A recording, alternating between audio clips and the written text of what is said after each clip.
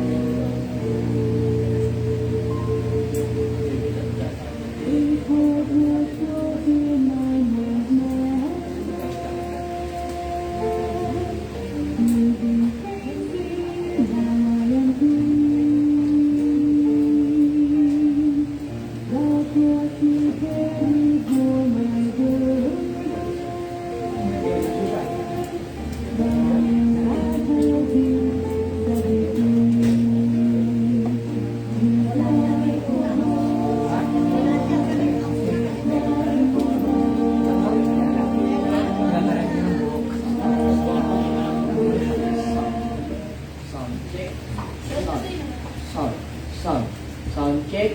Amen. Good morning po sa bawat isa.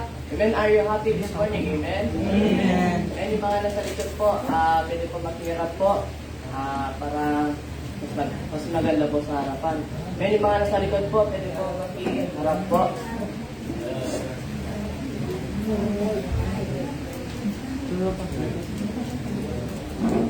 Mga bisita po. May para mapuno po natin.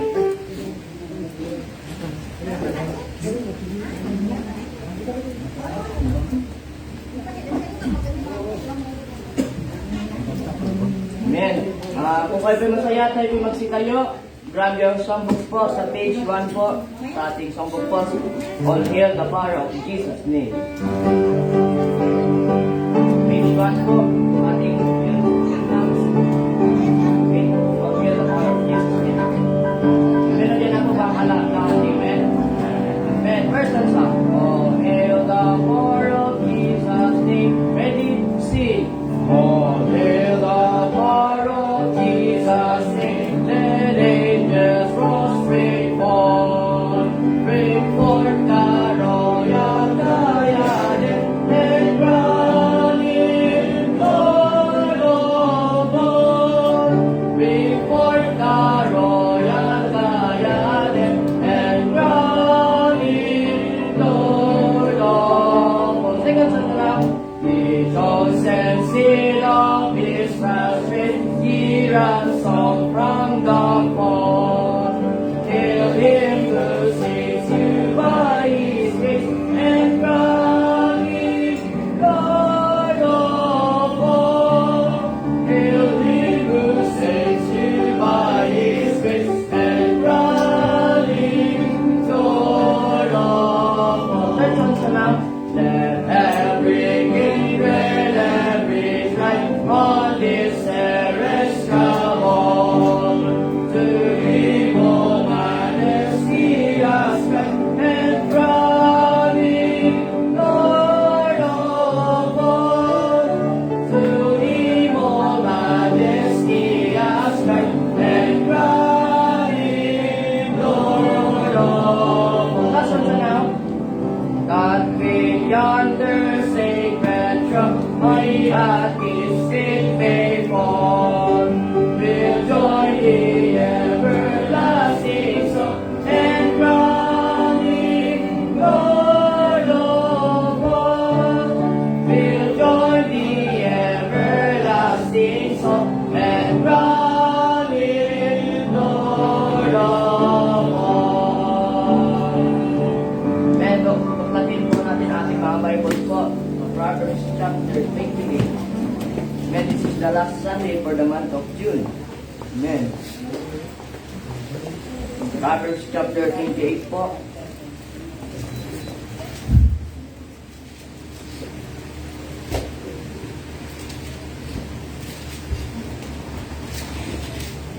Amen. Proverbs chapter 28, verse 1 to verse 28. Amen. Ako po sa verse 1, kayo po sa verse 2. Hanggang umabot pa tayo sa verse 28. From verse 1, the wicked flee when no one pursueth, but the righteous are bold as a lion. Verse 2.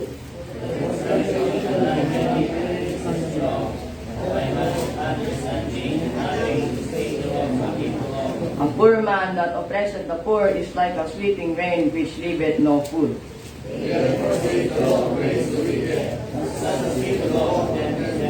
Amen. Malakas-lakas pa po. Amen. Verse 5, evil men understand not judgment, but they that seek the Lord understand all things.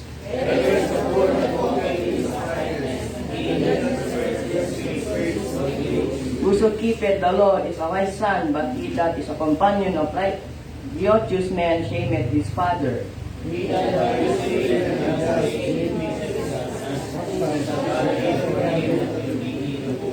that turneth away his ear from hearing the law, even his prayer shall be abomination.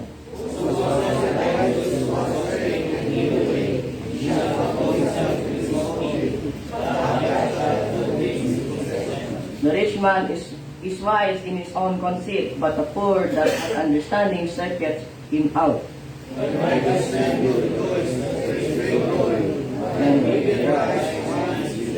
He that covereth his sin shall not prosper, but whoso confesseth and forsaketh them shall have mercy.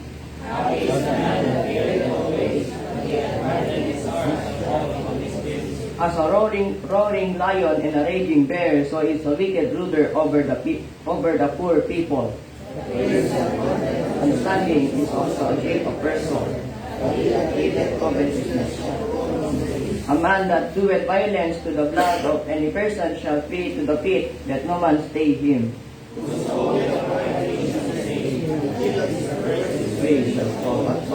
He that tilleth his land shall have plenty of bread, but he that followeth after vain persons shall have poverty enough.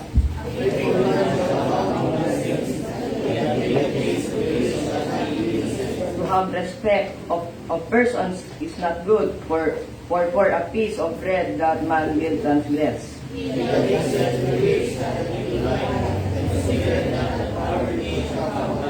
He that rebuketh a man afterward shall find more favor than he that flattereth with the tongue.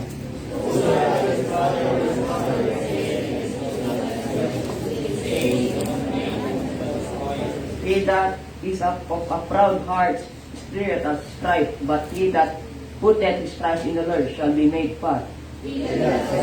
All heart is full. He that giveth unto the poor shall not lack, but he that hideth his eyes shall have many a curse. When last verse na read, when a wicked wise man hideth himself, but when they perish the righteous in peace. Praise the Lord. Salamat po sa salita ng Diyos ngayong umaga. Are you blessed this morning? Amen? Ay po ba'y masaya? Amen? Amen. Salamat po sa Panginoon. Salita po ng Diyos. Sabi ng Bible dyan sa verse 9. Basahin natin verse 9. Verse 9, let's read. He that turneth away his ear from hearing the law, even his prayers shall be what? Abomination. You see, sabi ng Bible siya, na ikinatalikod niya ang kanyang mga tainga sa pakikinig ng mga batas ng Diyos, sa salita ng Diyos. Maging ang kanyang panalangin ay abominasyon, karumal-dumal sa harapan ng Diyos. Ang tao, sabi niya, nalangin naman ako, ay makinig ng salita ng Diyos. Right? Amen? Amen? They say they pray, but they don't want the word of God. But the Bible says it's clear, he that turneth away his ear from hearing the law, even his prayer is abomination. Hindi makakarating yan sa trono ng biyaya ng Diyos, mga kapatid. Amen? Kaya dito sabi ng Bible yan, sa verse, di ba, tinuturo ng sanlibutan. Kaya dami mga napapasadlak at nagkakasala at napapasadlak sa kasalanan. Sabi nila ay sumunod ka sa iyong puso, anong tinitibok na iyong puso, anong sinasabi na yung puso, paniwalaan mo. Verse 29, kita natin sabi ng Bible, verse 26, I should say. Verse 26, let's read. He that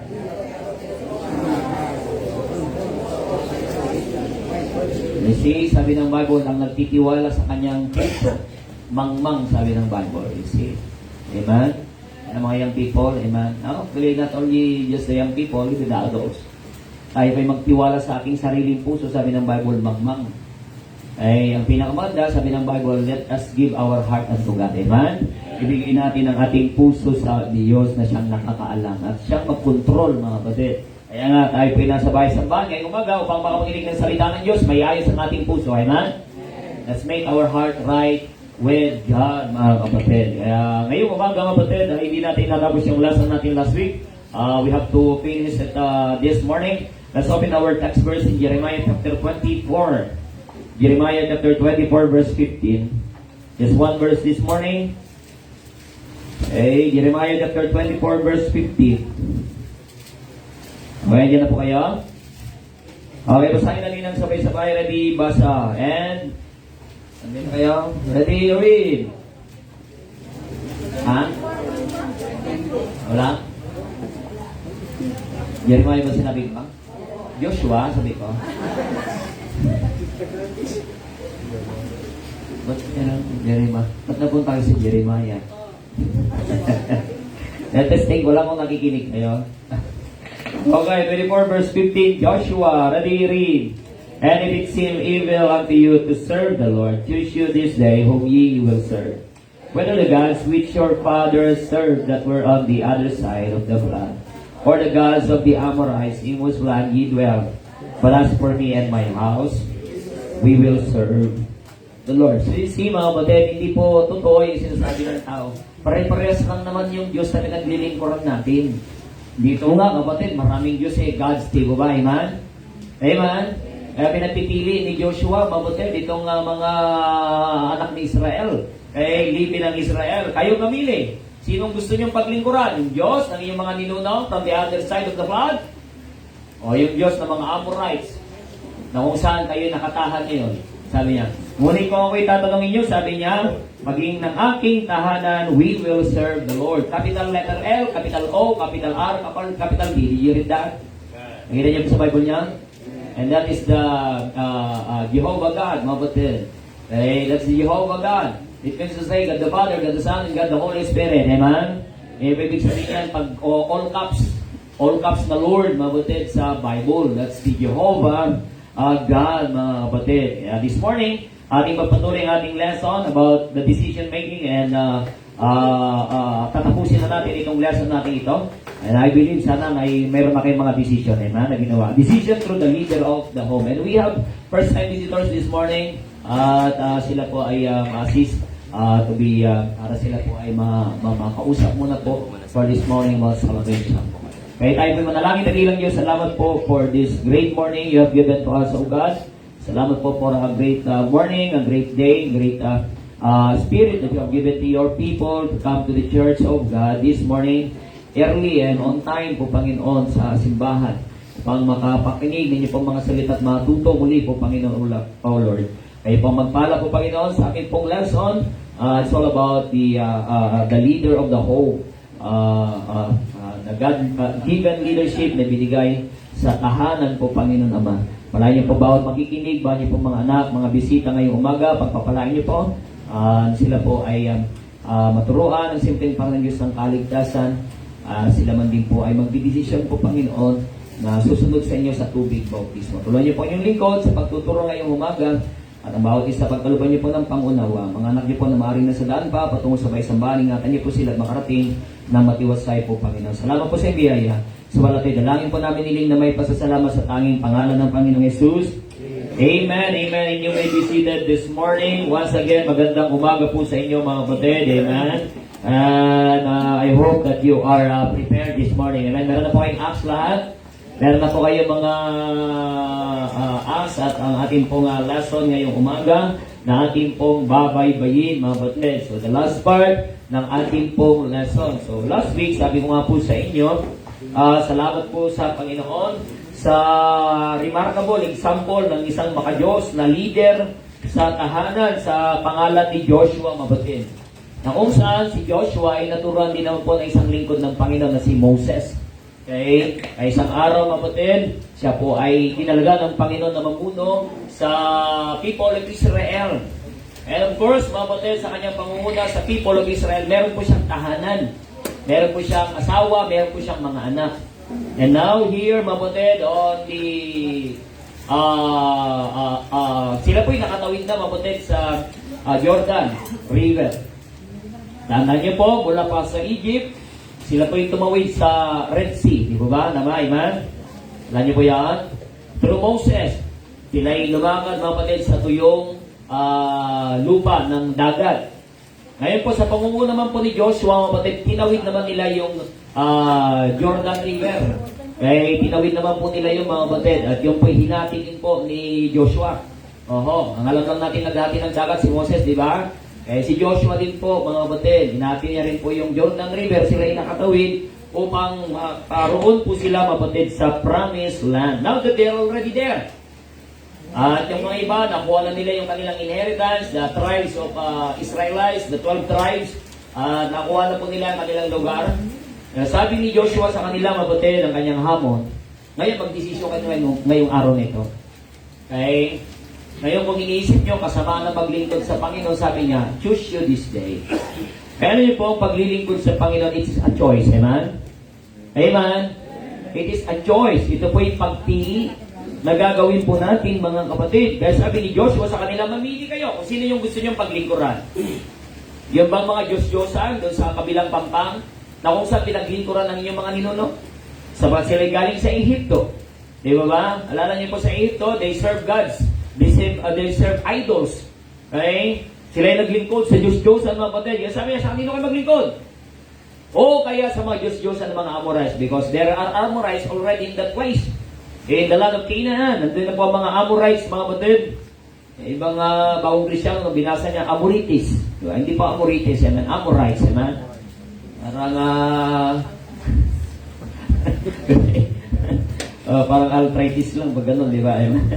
Amorites. Ano kayo maglilingkod? Sa kanila ba?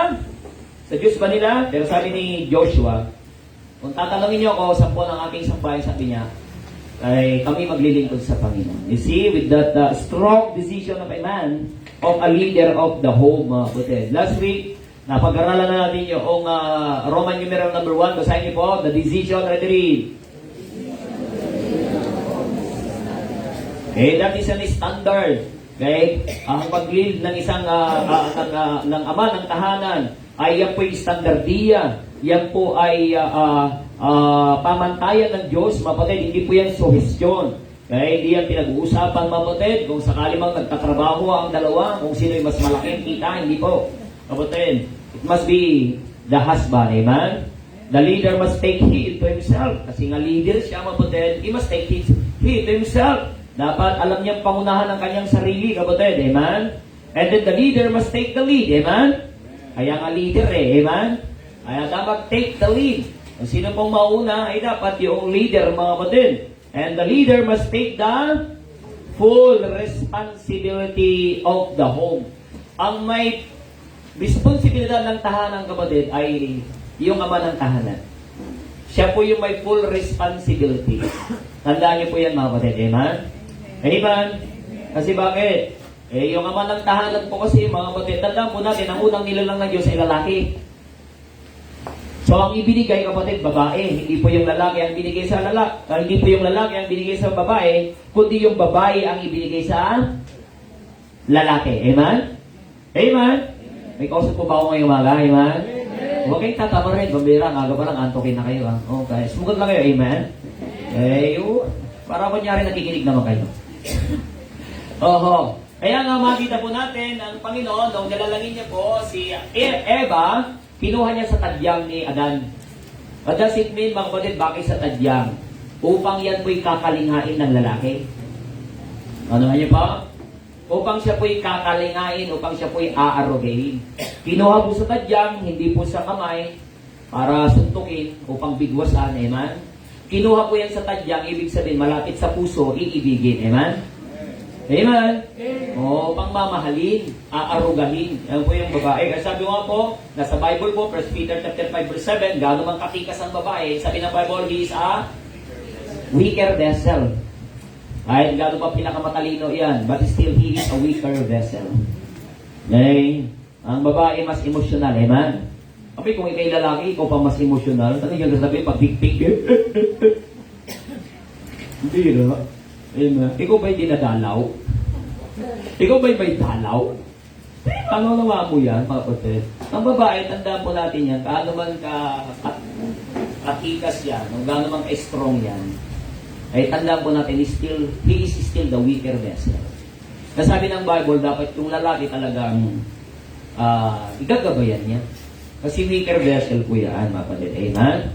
So, napag-aralan na po natin yan lahat. Noong last Sunday, kung ulitin natin ngayon, hindi naman natin matatapos. Kasi parang pagpa-exam din kaya ako dito. Di ba?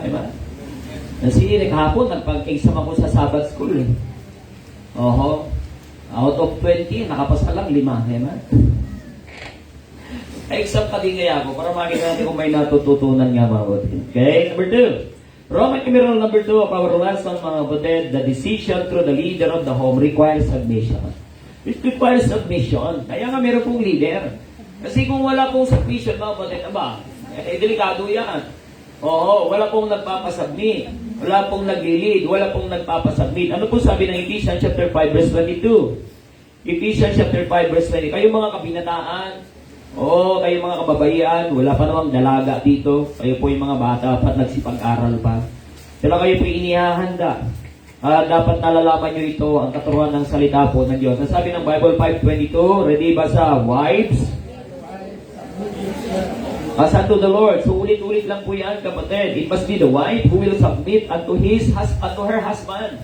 Ang wife magpasakop sa husband. Kapatid, sabi ng Bible, as unto the Lord. Kayong mga asawang babae, sabi ko, wala pa ang inyong mga asawang lalaki dito, mga kapatid.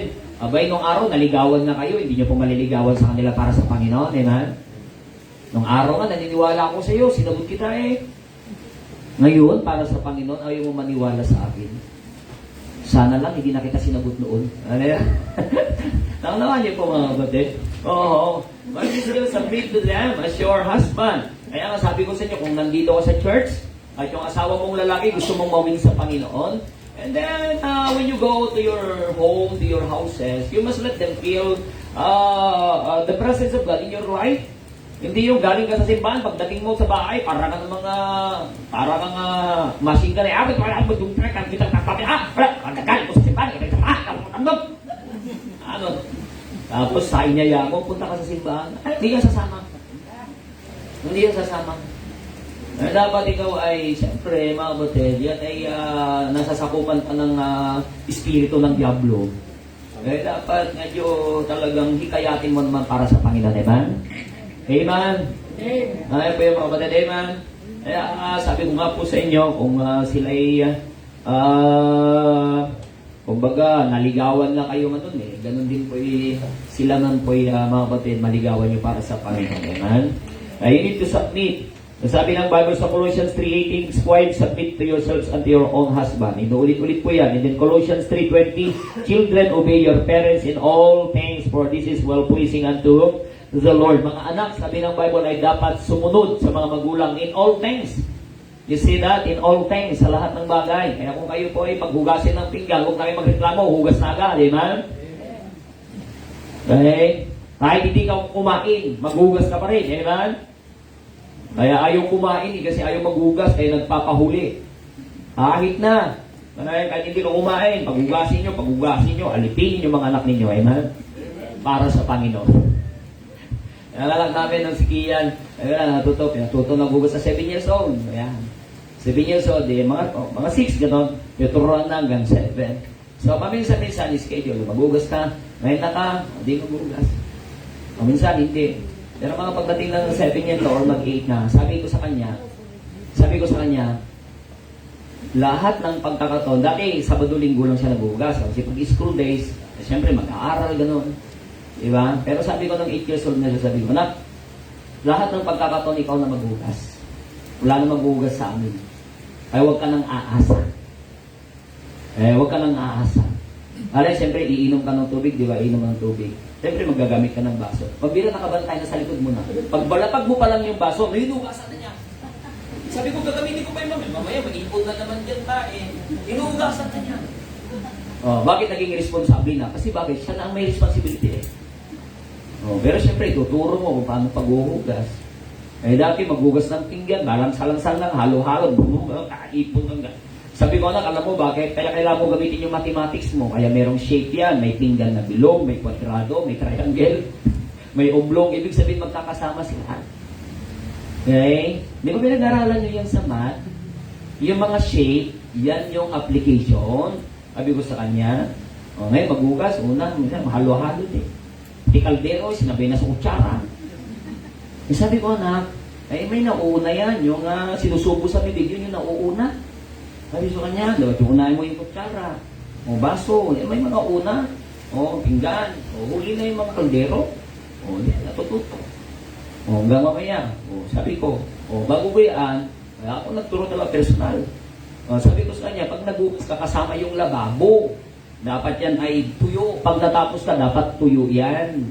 Walang natitirang mga mumu diyan. Baka mamaya magmumulto mga mumu diyan. Okay? Pupunta mga ibis diyan, mga daga. Okay, dapat linis yan lahat. Nautunawan. Sabi ko, alam mo bang paghuhugas, kasama din yung mesa. Gino mo yung mesa. Di ba? Naiwan lahat mga doon. Mesa, makikita mo, nag-ulam kayo, di ba? Nag-ulam po kayo mga butid ng itlog, di ba? Di ba simba? Yung kaya itlog, di madami, nasa malaking pinggan, madami. Siyempre, kumain na kayo, konti na lang natira. Konti na lang natira, kapatid. Ang gagawin lang, tatakpan lang yun. Sabi ko, nakilipat mo na sa maliit. Kasi maliit na yan eh. Yung sagwa eh. Di ba? Ang laki-laki ng laman. Ang laki-laki tapos ang liit ng laman eh. Para kasi hindi maghugas. Para hindi mapanagdag sa hugasin. Di ba? Kanya-kanya parang. Di ba? Para lulusot lang ba? Sabi ko, ilagay na yan sa maliit. Na platito. Kasi kaunti na yan. Kaya para hindi na madagdagan hugas. Gusto mo, kainin mo na lang lahat. Ubusin mo na. Yan, natuto. Hanggang ngayon yung mesa, hindi pa rin. Di ba? Naiiwan pa rin. Ngayon si Abby, nung siya po ay nag 7 years old din na, turuan mo yung kapatid mo para may kapalitan ka na. You see, di ba, katulong na siya. Siyang nag-volunteer, ako ang weekdays, Lunes hanggang Friday. Sabi ni Kian, ikaw Sabado-Linggo. Si Abby, nandun pa kami sa Laguna. Usapan nila, mga batid. Kasi mga batid, pag maturuan po natin, mga anak po natin, mapapakinabangan natin, amen? Hindi yung sila yung nasa nagbumupog, mababait nga, hindi sila naggugulo, pero cellphone lang alam nilang gawin eh. Cellphone lang alam nilang i-operate. Galing nila mag-swipe ng cellphone, hindi sila marunong mag-swipe ng plato, okay naman? Amen? Swipe ng cellphone, try nila mag-swipe sa plato. Dapat doon sila marunong mga kapatid. Okay? They need to submit because submission is an instruction, letter A, from the Word of God. Submission is an instruction from the Word of God. Yan po'y kautusan mga kapatid. Instruction, panuto. Hindi po ba mga anak ninyo, mga kapatid, di po ba? Amen? Pag balik nila sa inyong bahay, anong instruction ni Ma, ni Sir? Di ba tinatanong nyo, di po ba? Amen? Kung meron po silang activity, anong instruction? Hindi ba mahalaga? Alam niyo po ba ang pagpapasabog yan niya submission? Yan po ay instruction mula sa salita ng Diyos. God's word is clear. As to whom leadership authority is given, it was given to the man. Okay? Kaya if you are a man and then be a man, amen? Okay? Binigay yan sa lalaki, kapatid. Gusto lang marami na mamuno ngayon. If the father as leader, kung ang isang ama ng tahanan, ang kanyang pagiging leader ay functioning, gumagana, ang pagpapasakop ng mga asawang babae, mabatid ang kanyang mga submission of the wife lang yan. And his children will motivate the father to lead his own for what? The glory of God. Ang tahanan, mabatid, ay na-ooperate para sa kalulatian ng Diyos. Joshua's leadership was made plain and easy because of the submissive spirit of his wife and his children. Kaya nga madali lang sinabi, mga batid ni Joshua, as for me and my house, what? We will serve the Lord. Hindi niya sinabi, mga batid, as for me and my house. Magsiserve ka? Sisimba ka ba? Yung mga anak mo, check mo nga, magsisimba sila, parang tulog pa sila. Check mo nga, sisimba ba sila? No! He is confident, mga batid, he is absolute, that he said, we will serve the Lord. Because he knew, kapatid, that his wife submit unto him and their children obeyed him. Amen? Amen?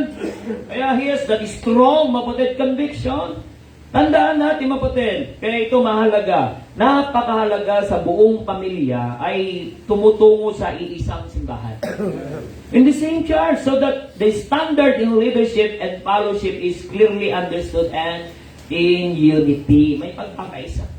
Kasi yung magkaibang simbahan kayo ng pinupuntahan, kapatid, ay hindi kayo talaga pwedeng magkaisa. Amen? Kaya mahalaga, kapatid, ayan po yung ating pong may pagpanalangin sa Panginoon. Okay, ang ating pong tahanan, kapatid, ay isa. Kaya merong isang ama ng tahanan na naligtas o gusto niya yung mga anak niya na sila po ay lumabos sa Panginoon. Pero yung wife ay hindi pa. Kaya nakontra yung wife. Di ba? Kumukontra yung wife. Kasi hindi pa naligtas. Okay? Kaya tuloy, napagalitan si Joshua kahapon. Nung kanyang sinundo. Kasi bakit daw sinusundo? Oh, kasi yung wife, pero sabi ko, dun sa husband naman, as long that you have permission, sabi ko, being the husband, because I respect na nga naman. Actually, pinagsabihin na rin ako ng wife. Okay, pero I respect the man. Amen? Kaya sabi ko, habang kayo po ay pumapayag, sabi ko, then we will still lead them to the Lord. Pero kung isang araw kayo na po ang tatanggi, then surrender po kami. Kasi kayo po yung ama ng tahanan. But He wants that His children, mga kapatid, na lumago sa Panginoon. Kaya mahalaga po yun, mga kapatid, na dapat ang pamilya ay isang simbahan. Kaya mapalad kayo na kayo nandito, kompleto na yung pong pamilya, amen? Nandiyan na kayo. Kasi pag magkaiba ang pinatutunguhan ninyo, diba, isa Pentecostal, Baptist, o isa naman Methodist, isa Batista. Diba? Diba naman ay Mormons. Diba naman, dating daan, ay mag-aaway-aaway talaga kayo na. Diba? Kaya mahalaga ay pare-pares na ligtas, mga batid, amen? At kung pare-pares na ligtas, ay isang simbahan dapat ang pinupuntahan, amen? At alam natin ang simbahan, napag-aralan natin yan, mga batid, that is the Baptist Church, amen? We will preach that without apology, mga batid. That the church that God established, Christ established is the Baptist Church, amen? Amen. Kaya mahalaga na isang kinuto para isang turo. Kaya mga bata natin nandiyan, isang turo sa kanila. Di ba ba? Iisa ang pamantayan, iisa ang doktrina, at iisa lang ang Biblia, ang King James Bible. Amen? Kaya pag iba-iba Bible gamit kapatid, iba-iba turo niyan. Oo. Kasi pipiliin lang kung ano po yung madali at kung ano po yung maalwan. Oo. Kaya marami mga kapatid, ayaw nila ng King James kasi bakit? Ang King James daw, masyado daw malalim at masyado daw, di ba? Masyado daw marahas. Diba?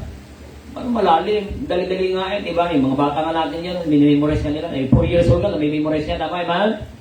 Pero mga nagsasabi na malalim mga professional mga yan.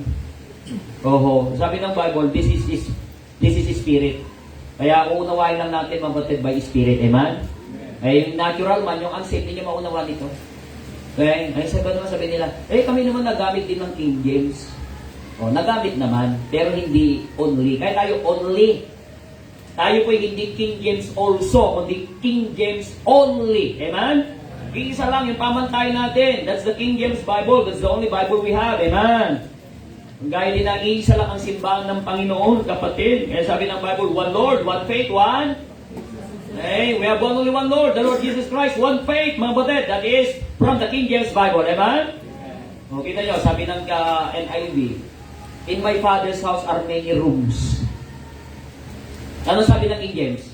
In my Father's house are many? O mansion. O saan ka? Anong gusto mo? Room o mansion? Ano ka lang? Border? Bakit nila ginawang rooms? Kasi nga ang pangunawa nila maliit. Kasi house daw. Ano bang meron sa house? Room. Kaya isinulat nila, in my Father's house are many rooms. Bakit? Gaano ba kalaki ang tahanan ng Diyos? Para room lang ang ilalagay niya. Kasi gusto nilang ilagay sa utak nila, mga batid. Gusto nilang gawin yung utak ng Diyos gaya ng utak nilang kakarampot. Kaya binababa nila, ginawa lang nilang room. Ayoko ng room, gusto ko ng mansion. Amen? And that's my King James Bible. Amen? Kasi pagpapalit mo isang araw, pupunta ka sa hindi King James. May mga Baptist ngayon, mga batid, hindi rin King James ginagamit.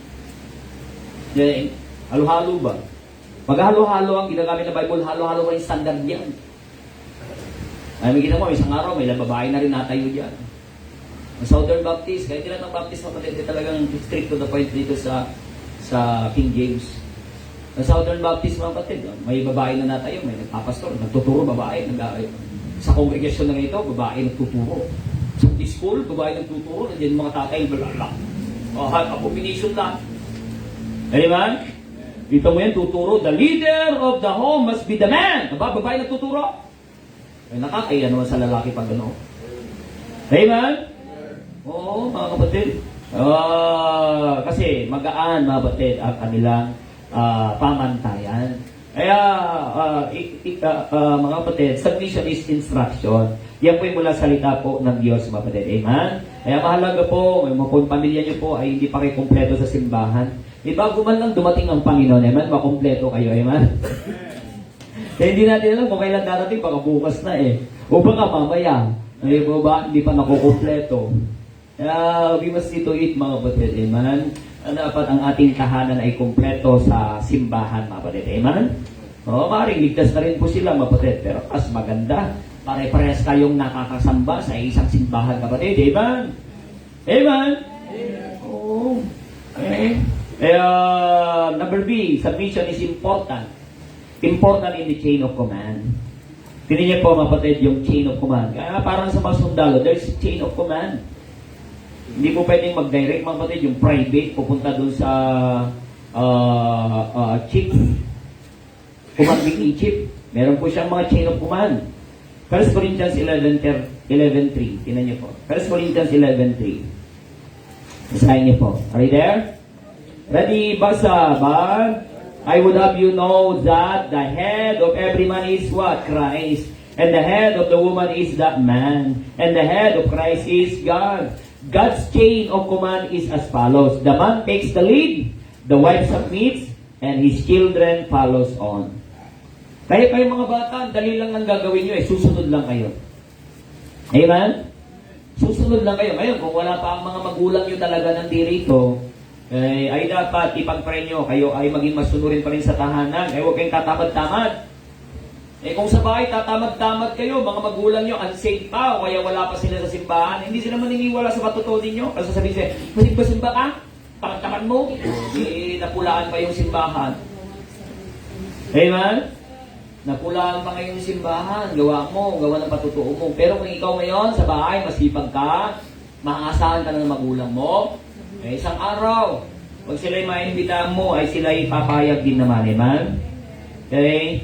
So, the chain of command, if not followed, will be detrimental to the whole family. Ito po yung delikado, mapatid. How many families nowadays are in poverty? May mga pamilya, mapatid, may paghihirap due to unwanted death, just because the chain of command was not followed. Minsan, nagdidesisyon yung ina ng tahanan. Hindi po hininga ng consent yung ama ng tahanan. Before you make decision, wife, mga kapatid, ay go to your husband. Amen? Bambiro, parang wala akong usap dito. Kanya-kanyang decision yata kayo. Go to your husband. Ask him. Okay? Paano kaya ito gagawin natin ito? Okay? Kasi pag ikaw ang gumawa ng decision, kapatid, tandaan niyo po yan. Ay, kung mananagot yan. Go to your husband. Tao sa iyong asawang lalaki. Para mabigyan ng consent at mabigyan ng permiso, approval, kapatid. Kaya si Ma'am Dayan, lahat ng gagawin niya dyan, ibingan niya sa akin, kapatid, ng permiso. Okay? Ang gagawin niya sa Sunday school, kapatid. Programa nila, ibingi sa akin ng permiso. Okay? Kasi naunawa niya, kapatid, the chain of command. Amen? God's chain of command is still the best because it is a proven thing. Kaya nga, kung ang mga leader naman sa bahay, kung ang mga ama ng tahanan ay mahina, siyempre may mga lalaking gano'n, mahina leadership. Why? You need to control them, no? You need to encourage them. You think na napakaganda nga, mga asawa niyong lalaki, pagtulakan niyo talaga na maglingkod sa Diyos, amen? Amen. Kayo pa magtulak sa kanila. Oo. May na leadership, maganda nga, sumama ka doon, diba? Sama ka sa soul winning, o sama ka sa ushering ministry, diba? You will encourage them. Diba? Help them, kapatid, to decide kung sila, siyempre, may mga mahina talagang leadership. Hindi ko alam kung bakit, di ba, man? Kaya, sabi ko nga, itong mga boys natin nandito, habang ngayon sila ay mga kabataan pa lamang ay talagang magkaroon sila ng firm decision na sila ay matutong mag-decide din naman, mga kapatid, para sa katwiran, para sa kalulatian ng Panginoon. Amen? Ang isang araw sila ay magpapamilya, ay meron silang tamang desisyon. Okay, so yun mga kapatid. At ngayon naman, ang mga ama ng tahanan, ang pagtulong sa mga asawang babae, hindi ibig sabihin under ka na kung ikaw na naglalaba. Tama, amen? Amen? Kung ikaw'y natulong sa paglalaba, kung kailangan mong tulungan din naman, mga kapatid, ay nung wala pa yung binigay ni biyanan ko na washing machine na fully automatic. Ako mga basahan natin, sa kabila tayo. Ako naglalaban doon mga basahan, mga rags. Daming rags na nagagamit doon. Ako po nagbabrush ako po naglalaba, pati yung baptismal robe, mga kapatid, ako po naglalaba. Bigat-bigat po kasi noon. Ngayon, medyo maaluan, meron siyang gano'n. Sabi, saksak mo na lang yan. Sayang yung oras natin. Hindi naman po yan mga kapatid makapagbabawas sa pagkalalaki. Amen? Amen? Oo, pero kung yan na lang paglalaanan mo ng oras mo, kapatid, sa buong buhay mo, at wala ka nang ginawa, di mo nang turuan mga anak mo, ay yung ibang bagay na yun, kapatid. Ibang usapin naman yun. Sabi ko nung kami po ilalo, nagdadalaw kami nagtatrabaho ni Mrs. Dalawa kami nagtatrabaho. Siya ang mas kaunti ang kahinga kasi kaunti ang day off niya. Magde-day off lang po siya, mapatid, pag holiday. At least ako, meron akong day off 2 beses ang linggo, gano'n.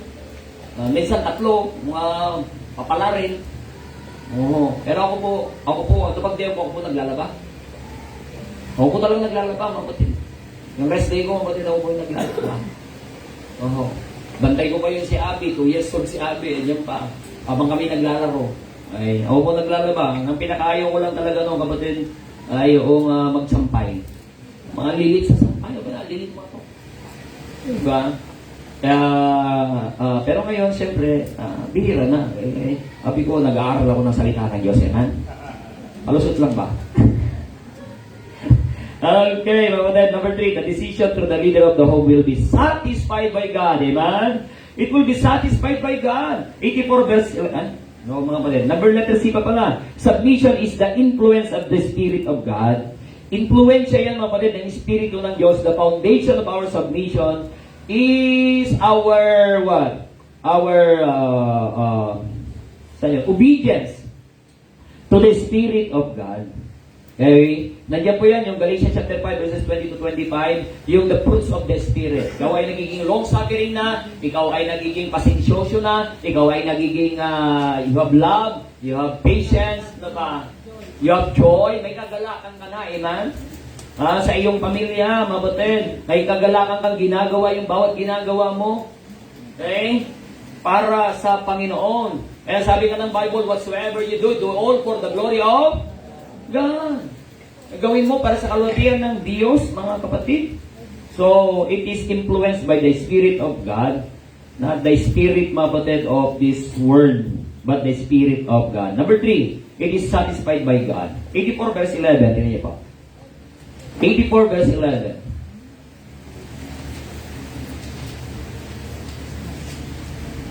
Verse 11. Kaya na sabi ko nga po sa inyo, ang pagpapamilya, hindi po yan madali talaga. Hindi po yan madali. Naranasan ko rin, sabi ko nga po. Pero salamat sa Panginoon, ako po'y nag-asawa, may trabaho na ako. Kaya ko naman buhayin na yung aking pong pamilya, biyaya ng Panginoon. Pero it's really struggle and talagang striving. Nung kami po ay aking pong may bahay. Pagsimula namin, okay, siyempre, biyaya po ng Panginoon. Masaya. Amen? Pero nung nandiyan na po yung palo ng Diyos sa akin, ako ay lumayo sa Panginoon eh. Lumayo ako sa kalooban ng Panginoon, mga kapatid. Ako po'y nawala na sa kalooban ng Panginoon. Yung ko natin ay yung palo po ng Diyos. Sige po, muna po kayo. Kaya salamat sa Diyos, mga kapatid, na kami po ay muli kanyang binalikan at na-revive.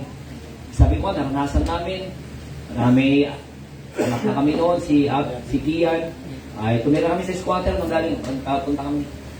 Kaya I take, alam niyo po yun, isang bagay din naman kasi natutunan ko, ay talagang, alam mo, pagkakamali ko, I take the full responsibility. I took the full responsibility. Ay iniwan ko ang aking may bahay dito. Dalawa sila ni Kian. Si Kian that time, 5 months old pa lang. Sabi ko, luluwas ako ng Laguna. Ganap ako ng trabaho.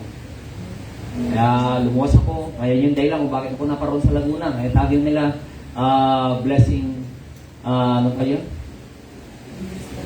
Blessing in disguise. Parang ganoon. Kasi naparoon ako mga kapatid, out of frustration, out of, ika nga nila sa sanlibutan, out of bad luck. Sa sanlibutan yun.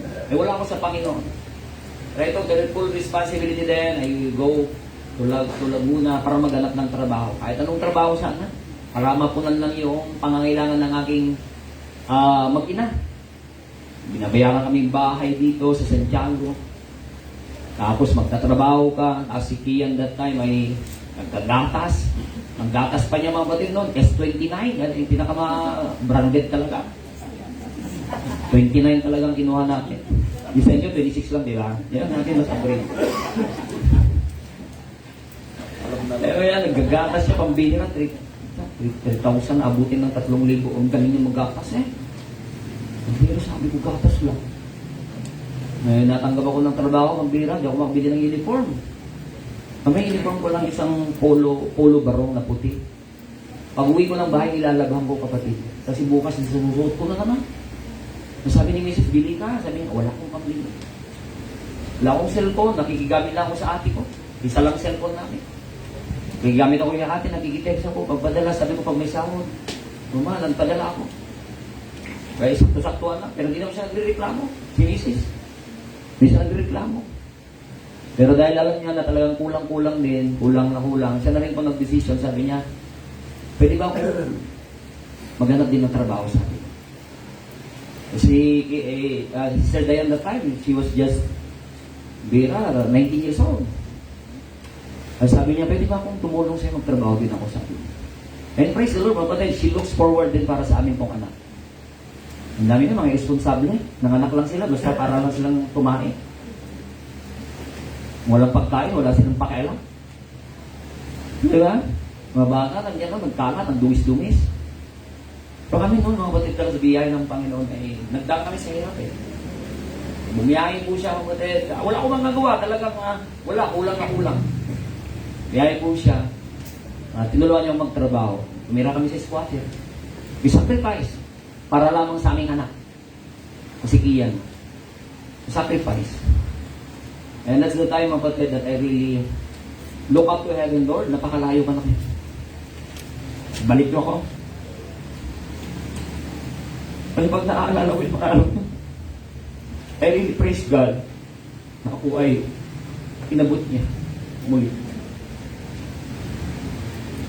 Sabi ko, Panginoon, sobrang pariwara sa buhay ko. Balik niyo po ako. Nadamay ng pamilya ko. Salamat mga bagay ng Panginoon. 6 months, kung kami almost year, 6 months, trabaho sama si Mrs. Kita ko ang hirap ni Mrs. Unang trabaho niya, garments. Kita ko ang hirap, naging sales lady siya. Kita ko yung ginagawa niya itong hirap. Minsan sinusundo ko.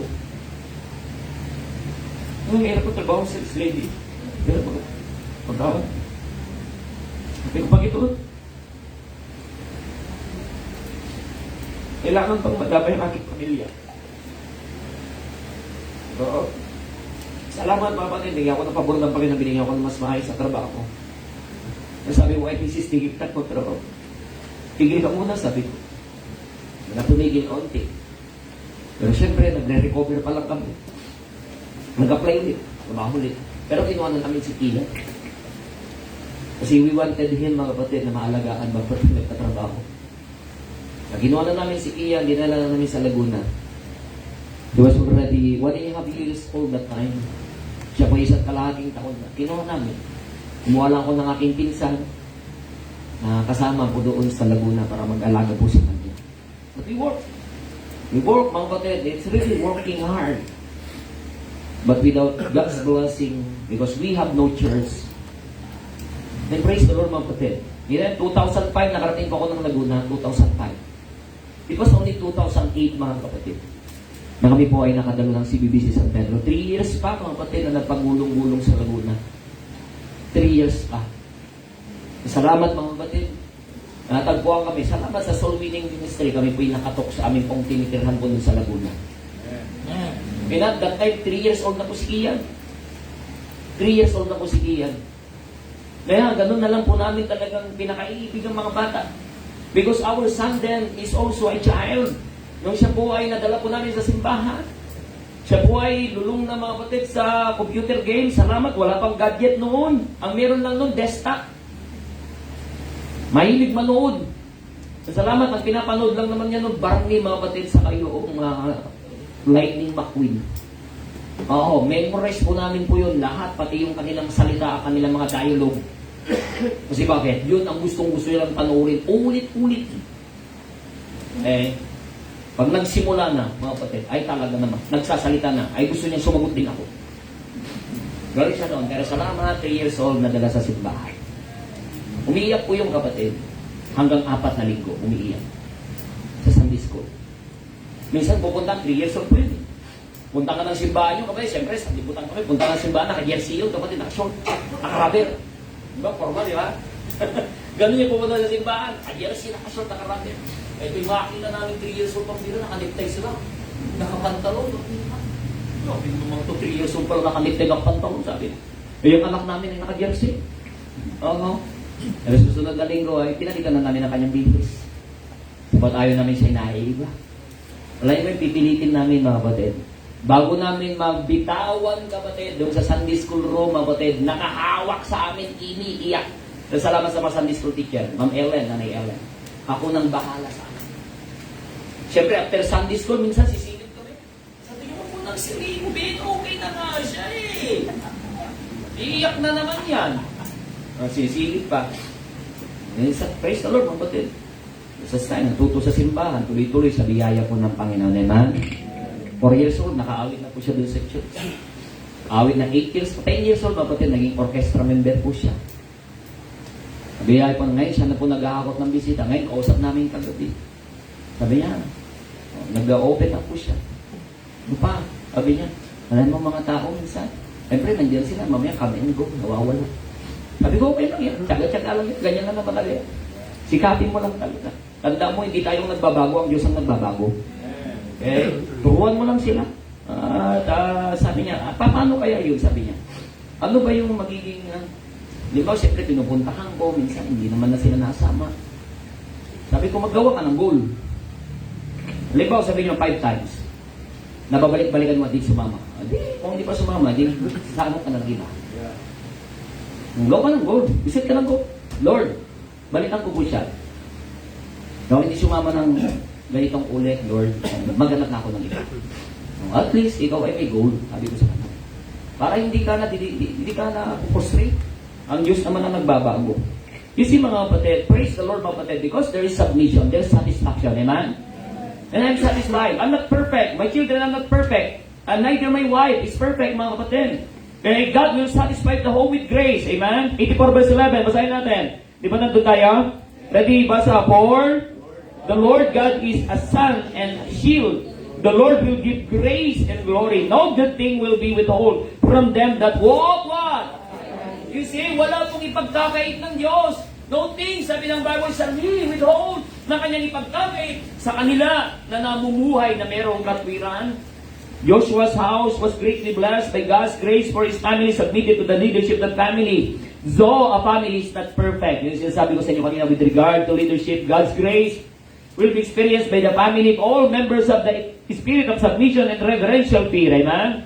Let us all remember that it is obedience that is blessed and not understanding. Nawain niyo po, o kahit hindi niyo po maunawaan.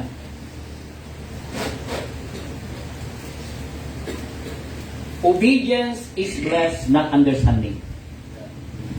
Amen? Parang Bible, parang papunta ng simbahan. Hindi mo kailangan unawain pa, mga kapatid, you just obey. You just come, amen?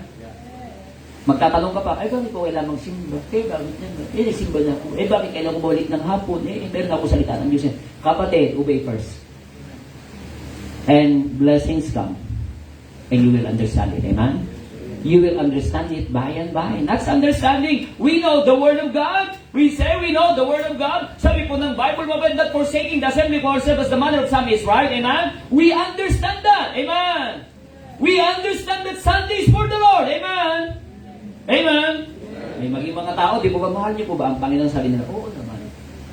Tamang-tama po, simba kayo bukas. Sabat Sunday po.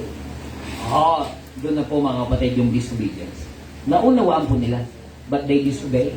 Kaya nga, obedience, mga kapatid, comes after, blessing comes after obedience, not by understanding, mga kapatid. Amen. Amen. God's commandment to His family members is to obey and refrain from asking why. Refrain from asking why. Hindi tayo po yung magtatanong, bakit? Bakit? Yung mga bata, pag tatawagin mo, ang mga bata, pag tatawagin mo ngayon, kapatid, before they obey, sila magtatanong, tawagin mo sila. Di ba? Tawagin mo. Bakit? Nasabi lang ba kaya? Bakit? Hindi yan nalapit. Hindi yan nalapit.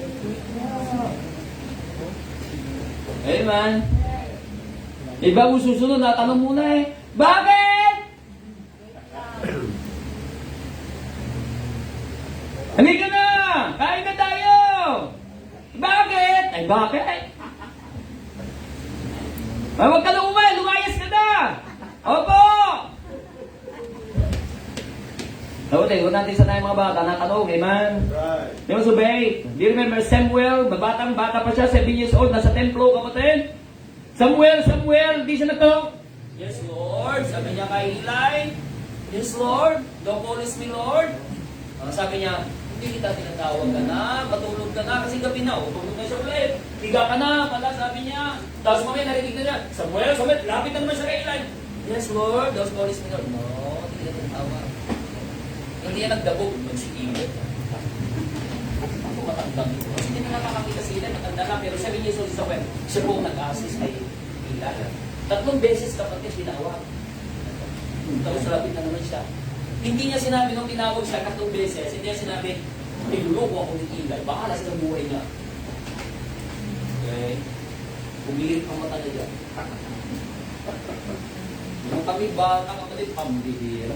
Talaga, siyempre, wala salita ng Diyos Pero wala kang magkakawa Sabi ko nga, bago ka baka tikim ng pagkain, talaga magsisiga ka muna, tapos maubuhat ka pa ng iba. Siyempre, kasalanan mo kasi bakit hindi ka nag-ipon ng iba?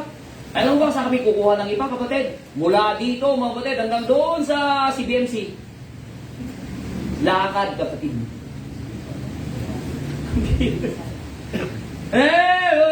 Agala kayo pagsungrod. Kamot ka ng...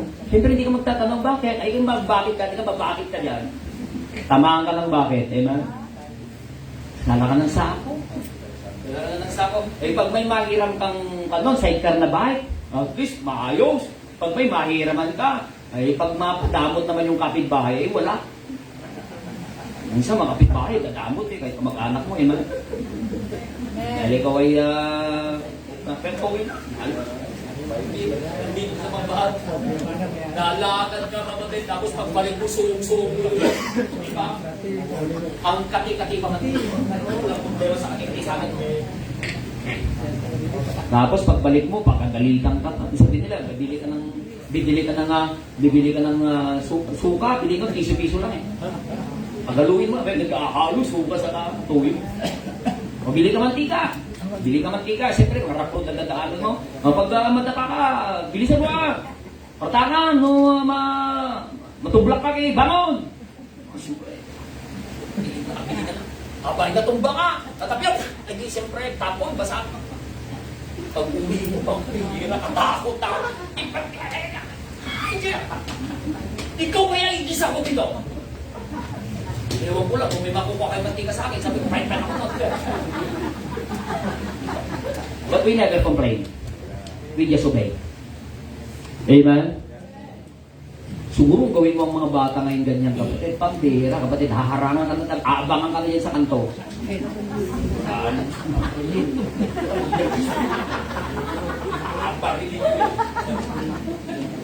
Bakit? Natuto na kasing magrebelde. Tama po, kapatid. Na-experience to.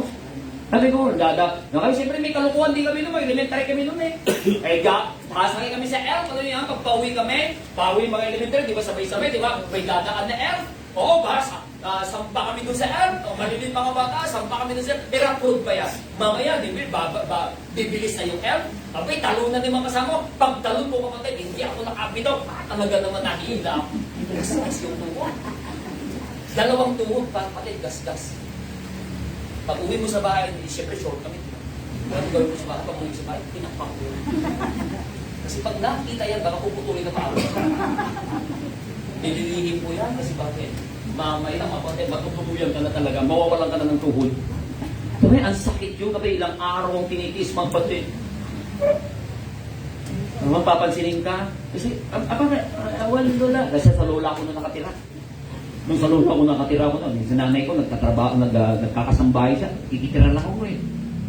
Sabi niya, mag-aaray ka dun sa... Mag-aarami ka, magluto ka na! Ay, lola, dakutan! Tapos mag-gigib ka pa na nga. Hira, buti naman po si Jetmatic, di ba? Hindi mo yayamanin, Jetmatic eh. Pero yung gano'n, ang hira. Hira pa, baka mga makaipon ng tubig. Di kayo ngayon, gano'n na lang, magre-reklamo pa eh. Maghuhugas kayo ngayon, dipindot na lang, dipihip na lang, magre-reklamo pa eh. Di ba sa bahay niyo, may dishwashing machine pa kayo? Nung araw, talaga naman mag-iigib ka. Di ba?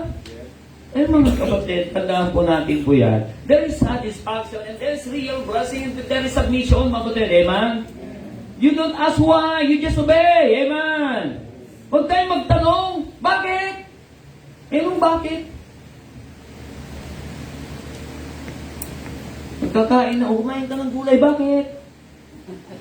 Nung longganisa naman pagkain, hindi naman nagtatanong kung bakit tama, man. Bilis-bilis naman subo ng subo. Pa? Okay? Order daw kayo ng longganisa sa anong family, man. Sarap yung longganisa nila. Natikim sa amin, man. Pero libre sa amin, man. may information. God will satisfy the home with grace, amen. And number B, lastly, God will satisfy the home with glory.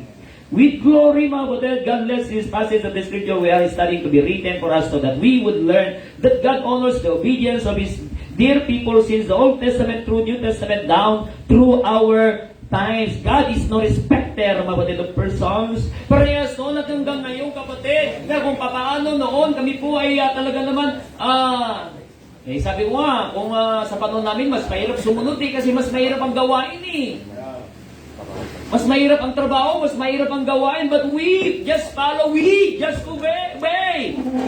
Kayo, mas madali na lang eh. Ang hirap pang mag-obey, ang hirap pang sumunod. Ko ba? Mas madali na lang. You go back to our time. Hindi pa ako katandaan, kapatid. Wala yung ating matanda. Ba't wala si Tate Jose? Sa na matatanong natin yung panahon ng mga Espanyol pa eh, man? Ano na nga po? Okay? We just obey, mga kapatid. Amen? Let us then decide to follow God through the leadership of God-given husband, father, and servant of the home. Tandaan po natin yung leadership ng husband, mga kapatid. It's not a boss. Amen? Yan, boss. Yan. Walang ginagawa. Okay? Mangmanto. Okay? Mandurukot. Dapat, mga kapatid, ay set by example, amen? Ay dapat set by example. Dalam natin yung ginagawa natin. Alam ko, salamat sa biyaya ng Panginoon. May mga kabataan natin ngayon, nabaya minsan, pag kahapon, Sabbath school namin, nagturo ko. Minsan, uupo na lang din ako at titignan ko lang sila. Naturuan na sila eh. Sila alam, no? Ba't yung mga maliit na bata, sina Shannon sa kasi Gaten, sila na naglilinis ng salamin. Kaya hindi gano'ng malinis eh, di ba?